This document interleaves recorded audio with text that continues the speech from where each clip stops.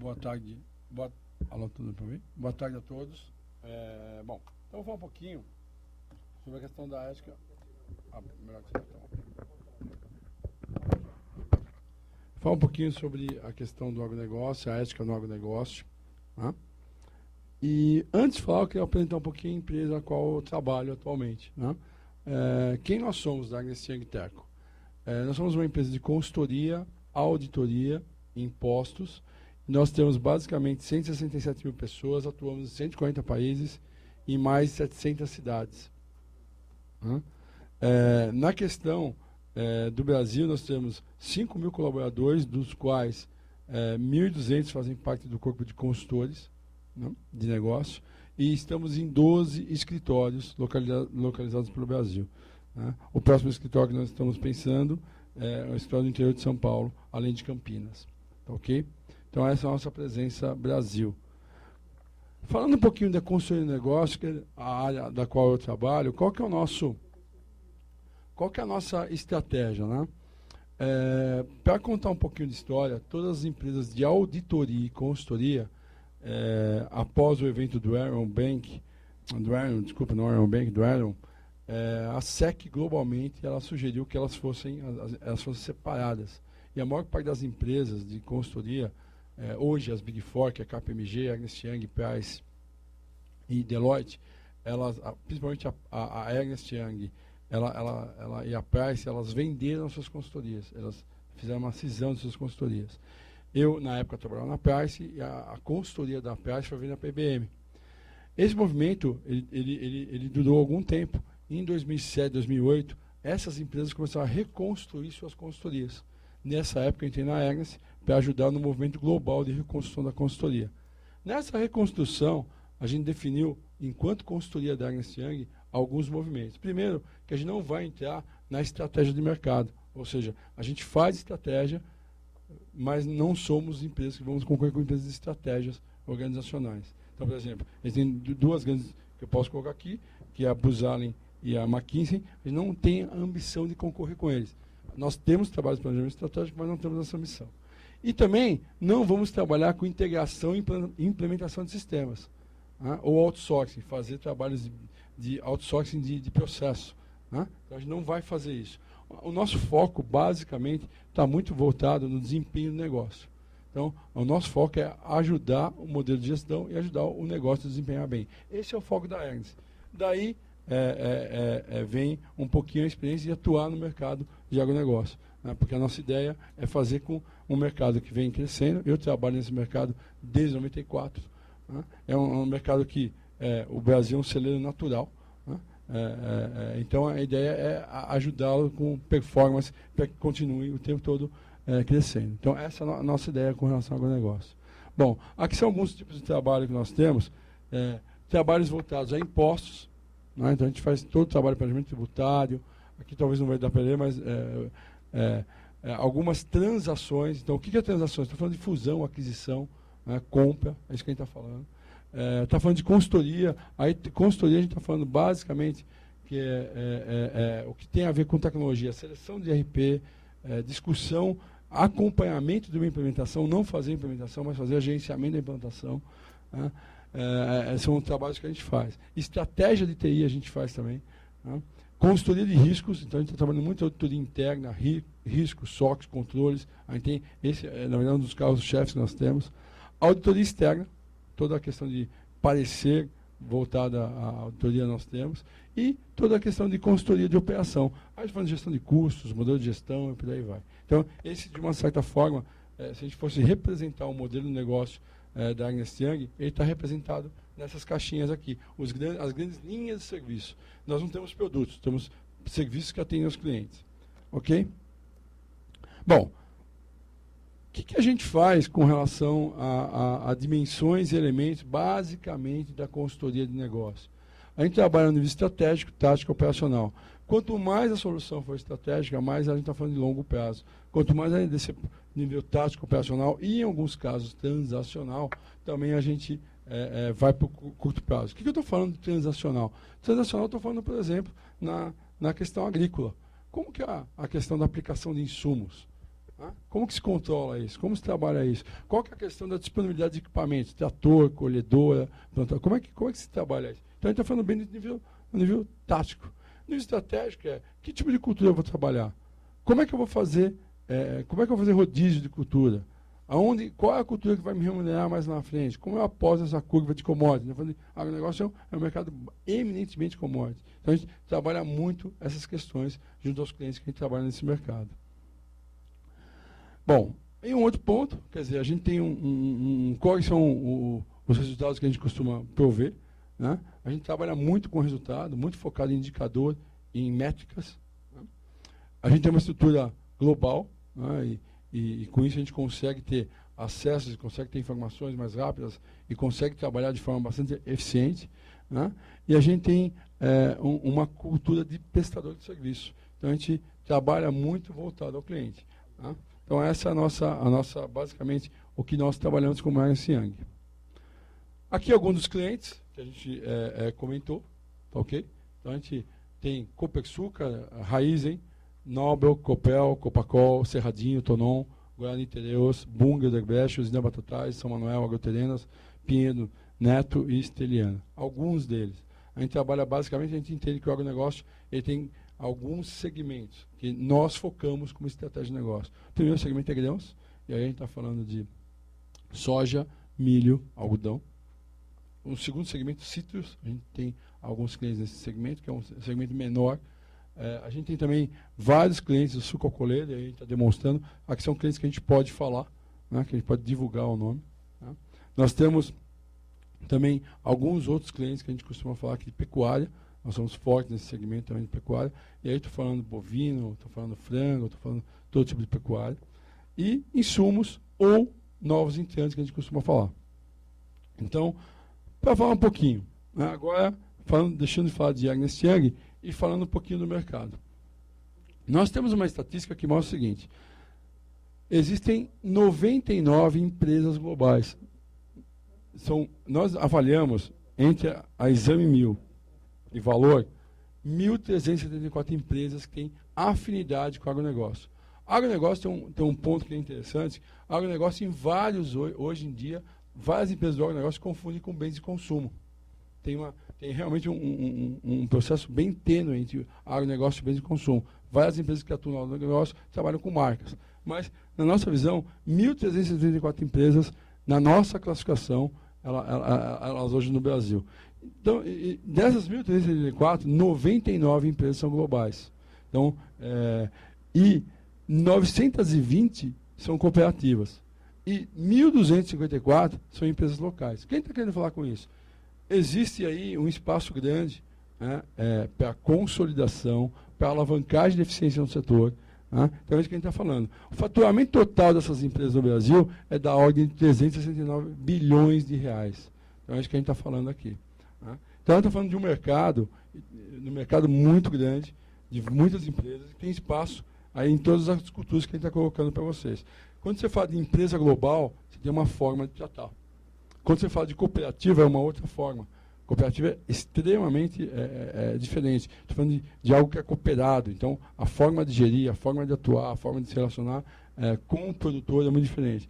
E quando a gente está falando de empresas locais, tem toda a sua cultura, uma boa parte familiar, algumas se profissionalizando. Então, tem bastante. É um mercado que, assim como as culturas que a gente trabalha no Brasil, é um mercado bastante diversificado. Então, essa talvez seja o primeiro ponto quando a gente começa a falar de ética.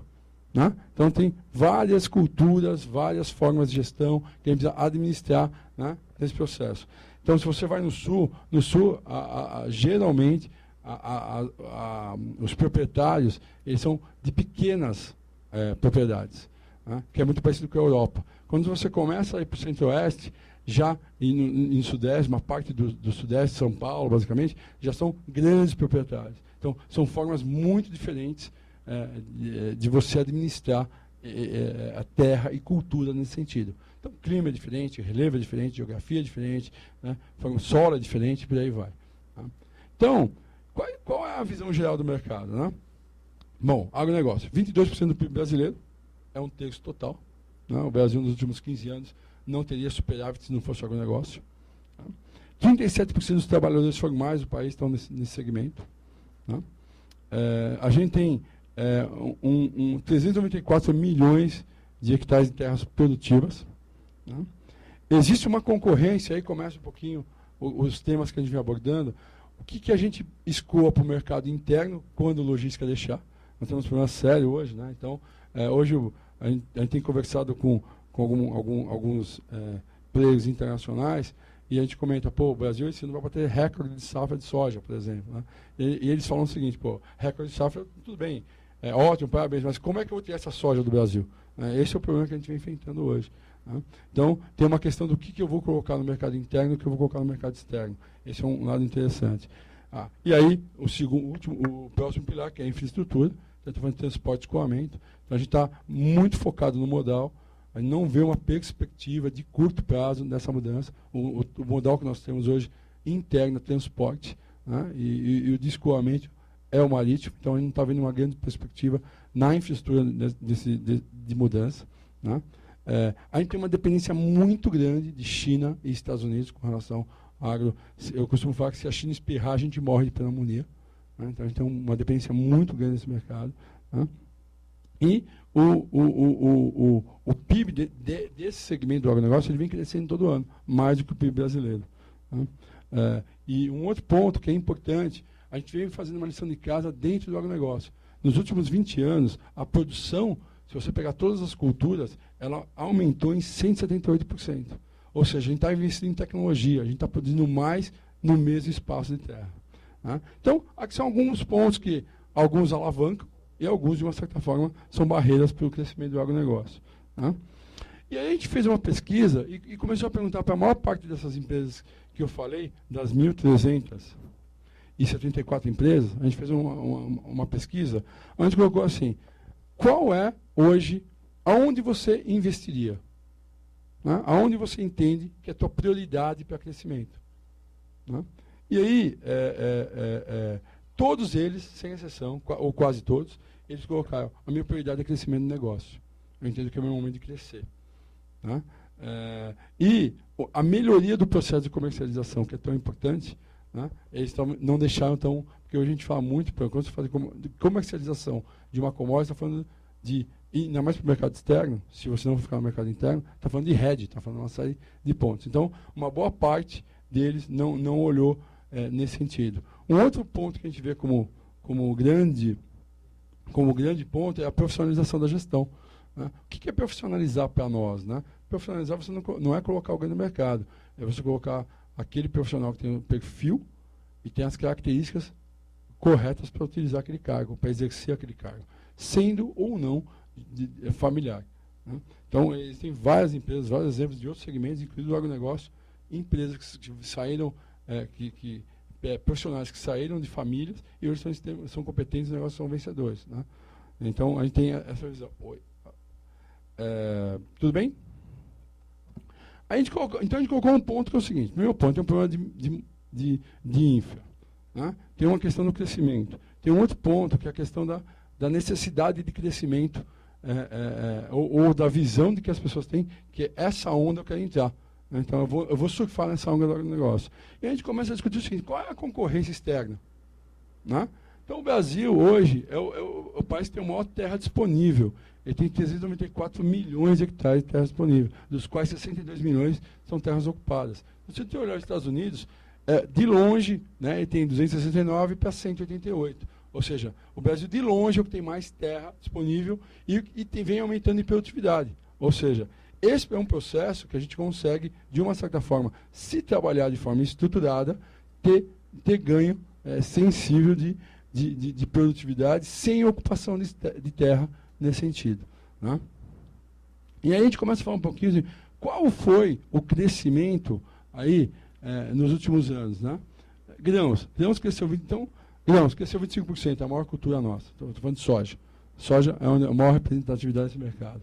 Frango, 56%, carne bovina, 32%, açúcar, 25%, café, 41%, maçã, 35%, celulose, 30%, oleaginose, 26%. Ou seja, nenhuma das culturas que a gente lista aqui, elas cresceram menos que 20% nas duas últimas safras. Nenhuma. Produção. consequentemente, tem uma questão de valor. Né? O Brasil ainda o agronegócio no Brasil ele ainda contribui bastante para a balança comercial brasileira quando se fala de mercado externo. Né? Alguns não com tanto, mas a maior parte sim, ele acaba sendo produção, você acaba tendo maior valor. Não necessariamente na curva de commodity internacional, mas você acaba tendo um valor. Tá? Então, aqui é produção. Então, quando eu falo que aqui você teve um aumento de 178% da produção, ele, de uma certa forma, ele reflete aqui. Tá ok? Agora, esse mercado tem algumas características que eu acabei falando. Né? Existe uma cultura de confiança. Né? A maior parte das empresas que a gente está falando deles são empresas ainda locais, 1.254. Empresas locais, elas têm uma boa parcela de serem empresas familiares. E aí, segurança e confiança é a chave da discussão. Né? Tem vários setores em consolidação. Então, o setor de pecuária, principalmente de carne bovina, é um que está se consolidando. O setor sucrocoleiro está se consolidando fortemente. O setor de citros é algo que já está consolidado. Tem uma questão de consumo, de crescimento de consumo de citros no longo prazo. Né? Então, esses setores estão se consolidando no Brasil, porque é algo que hoje no Brasil, 33% do PIB brasileiro vai fazer diferença em vai chamar atenção em qualquer lugar do mundo. Né? Quando você começa a consolidar e começa a discutir valores, como a gente está falando de agronegócio, então a profissionalização ela é necessária. Então você tem que escolher se você quer ser consolidador ou consolidado. Então esse é um ponto que vai ser muito importante. Quem tiver melhor preparado ou vai se valorizar mais, ou de uma certa forma vai poder consolidar. Né? Tem questões societárias e fiscais em todos esses segmentos. Ou seja, a gente está falando aqui do segmento que tem muito informalismo. Né? Então, é algo que vai. Essa onda, primeiro tem uma questão, tem uma parte global aí, ou em âmbito nacional, que a gente discutir como é que fica a questão fiscal. Né? E tem um segundo ponto, que é o seguinte: como é que eu deixo de trabalhar no informalismo? Esse é um outro ponto. Né? Produtividade e gestão vai ser sempre a pauta, ou seja, trabalhar no core do negócio, trabalhar na questão do plantio, do trato, da colheita, é extremamente importante. Fazer mais no mesmo, né? Isso é muito importante. Então, a gente vem investindo, mas na nossa percepção ainda existe uma necessidade maior, vai sempre existir uma abertura maior. Né? E vários executivos desse segmento não possuem uma cultura só. Então, quando você pega pessoas ou produtores que ele nunca tem uma cultura só. Eles têm mais de uma cultura trabalhando. Então, a palestra na Souza Cruz, na nossa percepção, é completamente alinhada. Então, isso é algo que todos eles têm. Geralmente, quem tem cana, tem gado, quem tem gado tem soja, e por aí vai. Né? Então, ele é multicultural. Né? E a infraestrutura, na nossa percepção, hoje é a bola da vez. Mas o ponto é, a bola da vez do agronegócio, a primeira bola da vez, que a gente falava em 2003, 2004, tinha uma questão muito voltada ao planejamento de safra. A gente fala de muitos exemplos do seguinte: a soja caiu maior, tinha a questão lá do que a soja quebrava, todo mundo precisava de empréstimo, porque esse segmento do agronegócio, ele pensa a safra, ele não consegue pensar mais de uma safra. Então, isso é muito importante. Né? E a infraestrutura, você precisa. Então, essa foi a primeira onda. A segunda onda agora está sendo infra. E a terceira, que vai vir, não sei se vai vir sobreposta a segunda, vai ser impostos. Vai ter bastante tema nesse assunto na nossa percepção. Bom, qual que é o desafio aqui? Qual que é o desafio aqui? A gente tem um crescimento de produção, a gente tem terra disponível. Como é que a gente vai administrar conflito de cultura? Né? Então, se a gente olhar, tem muita terra disponível, mas concentrada.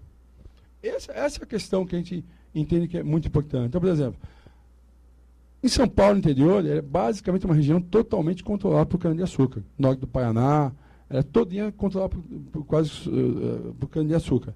As outras culturas estão tendo problema nesse sentido, porque hoje o cana-de-açúcar, o etanol vinha vindo num processo grande de expansão. No sul do país tem muita soja, no centro-oeste tem soja, está tendo cana-de-açúcar e está tendo gado.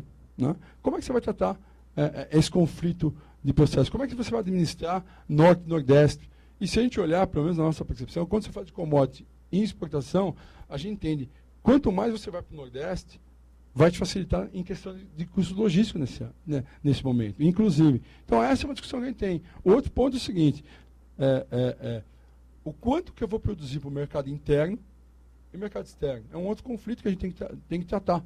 Né? Então, o etanol, hoje ele tem claramente essa visão. O Brasil, o ano passado, autossuficiente em etanol, ele importou etanol.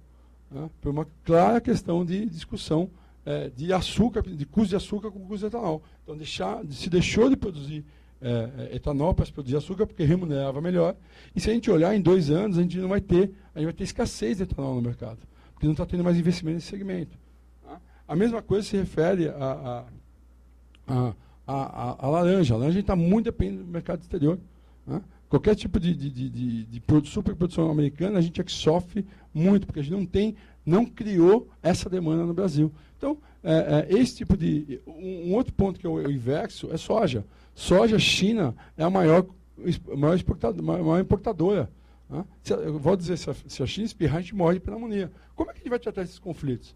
Isso são as questões que a gente tem falado muito nesse momento, que a gente tem discutido muito nesse momento sobre esse assunto. Né? Então, o que a gente entende que tem de cenário futuro? Né? Estimular a tecnologia de campo. Esse é um ponto que a gente entende que é extremamente importante. Então, é algo que a gente tem desenvolvido bastante, mas é algo que, na nossa percepção, falta bastante. É um longo caminho a percorrer. A gente está falando de variedade, a gente está falando de muda, a gente está falando de produtividade por hectare, produtividade por tonelada por hectare e por aí vai. Né? Então, esse é extremamente importante. Né? O core do Brasil é a área agrícola. Né? Então, a gente resume aqui na área agrícola. Então, a gente precisa trabalhar o tempo todo para ter mais produtividade. O Brasil, que tem maior espaço de terra agricultável, mas isso não quer dizer muito. Tá? Um segundo ponto é criar e incentivar espaços não agricultáveis, ou seja, das terras disponíveis. Como a gente começa a criar incentivos de forma a você, de uma certa forma, criar áreas específicas para a cultura, para não ter esse conflito de cultura. A gente tem espaço para isso. Se a gente trabalhar fortemente a questão da tecnologia de campo, a gente talvez consiga incentivar em alguns locais e ter realmente um plano global onde a gente possa atuar de forma certa e direcionada, de forma estratégica nesse mercado, principalmente internacional. Então, tem que aliar as culturas para onde a gente vai escoar isso, se é mercado interno e externo, e onde é o melhor lugar para escoar. Essa é a discussão. Não adianta a gente pegar e colocar soja, continuar a colocar soja no centro-oeste do país. A forma de escoar para aquela é muito custosa, né? E é muito complicada. Então, essa discussão que tem que ter. Né? E aí vem o terceiro ponto, que é melhorar consideravelmente o logisticamento. Uma das discussões que nós temos internamente, de repente, é você ter silos, principalmente para a soja. Você vai ter que ter estoques intermediários, porque hoje, infelizmente, tem um modal. O único modal que você tem é o transporte, vai vir os demais, está tendo investimento, mas isso não é tão rápido. Então, talvez você vai ter que ter transporte, armazenagens intermediárias até você chegar no teu local de escoamento ou distribuição desse produto. A gente não está entendendo um outro processo que seja nesse sentido. A gente tem terra, tem espaço, talvez essa seja uma das soluções. Não podemos afirmar que é a solução, mas é uma solução que a gente fala transitória para o momento que a gente vive. Né? Um outro ponto que é extremamente importante é planejar próximos anos. Então, a gente está falando aqui, o mínimo ser planejado 5 safras.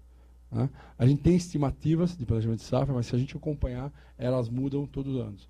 Todos os anos. Elas mudam mesmo. Quando está falando de agricultura, tem variáveis não controláveis. Por exemplo, tempo é uma variável super não controlável. Você estima num talhão uma produtividade e no final talvez ele acaba não te gerando isso. Como é que a gente consegue estimar de uma forma a calibrar esse processo? Esse é o ponto. Como é que a gente consegue fazer uma calendarização de produtividade móvel, onde eu consigo ver 5 anos, consigo ver 3 anos, consigo ver 1 ano, consigo ver 6 meses, consigo ver 1 mês, consigo ver semana. Então, fazer uma calendarização móvel. Acaba a semana, eu jogo 5 anos de uma semana à frente. Isso é extremamente importante na nossa percepção. Então, a gente tem que essas 4. Então, a gente tem que, para tentar resumir para vocês. A gente tem alguns cenários. A gente tem muitas empresas ainda. É um mercado que, na nossa percepção, vai consolidar. E esse mercado não vai existir daqui a 15 anos do jeito que é hoje. Quando a gente fala de empresas globais, empresas locais e cooperativas, não é um mercado que vai se manter. Tem um outro ponto que assim, a gente tem muita terra agricultável, e isso hoje é uma vantagem, mas pode se tornar um risco da forma que a gente vê, da forma que a gente vem agindo. E tem uma série de riscos que a gente tem que ser bem tratados. Primeiro, o risco é do mercado internacional com o mercado nacional. Segundo, o risco é a questão logística. Terceiro, a questão da produtividade. E o quarto é a questão da gestão, sendo profissional ou não dessas empresas. Então, esses são, essas são os grandes issues, as grandes questões que a gente tem que colocar. E o que isso tem a ver com ética? Para nós, ética está envolvida em tudo. Né? Ética é a forma com que você vai tratar o mercado para ele que tenha sucesso. Né? De forma a todo mundo sair ganhando. Nossa percepção é isso. Então, essa é a nossa visão, essa é a nossa visão. Meu nome é Renato Genaro, né, como foi apresentado. Eu estou na Ernst Young há 6 anos. Eu sou o líder de agronegócio. Meu e-mail está aí, o meu telefone está aí. Né? Qualquer tipo de discussão um pouco mais detalhada, qualquer tipo de informação, qualquer troca de ideia, será bem-vindo, fique à vontade. E a gente vai poder conversar aí de forma um pouco mais pessoal ou da forma que vocês acharem melhor. Tá bem? Muito obrigado pelo espaço, pela participação no evento. Quero agradecer aqui o Douglas pelo convite. Quero agradecer a vocês e até a próxima. Muito obrigado.